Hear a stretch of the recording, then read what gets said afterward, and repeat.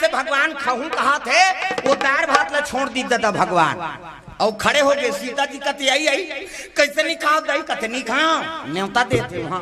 तो एको गाँव रखा थे हम ताना मोदार जमादार बोल कहा यहाँ खाऊं वहां काला खाऊं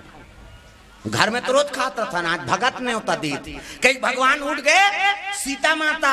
भोजन परसे रहते भोजन प्राप्त नहीं कईसगा राम सरकार दौड़े लगे भगवान जंगल करा आई नहीं वो लड़का मंझनी मंझना 12 बजे बैठे है ते में भात लकुड़ हो ते में है नहीं भगवान दौड़े लग गए दादा और जाके बैठीस गा सीता मैया रोदारी से एक औरत खा देती दही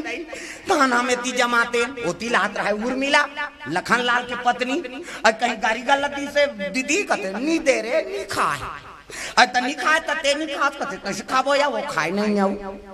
पहली पतिल भोजन दो तेकर बाद आप मान भोजन करे का अधिकार है एक दिन देवे तो हम तो जानदार बे का कन खाते कहे बिहान दिन ना का कम दे दे अब ज्यादा देवे पचावे करी और बात कहते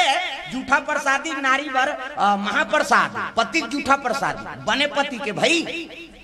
तोला देवी समझा थे अपन देवता बरोबर है तेकर जूठा प्रसादी महाप्रसादी कैसे और पति कौन लगत है जे काकरो बाप लपतियाए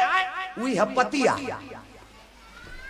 जे काकरो बात लपति आए वही है पति आए और जे काकरो बात लपति आए कि नहीं ते का पति आए संझा संझा झंड पिए का तराक मारा का ठेप दी का मानबे नहीं करे ते पति थोड़े हो है नहीं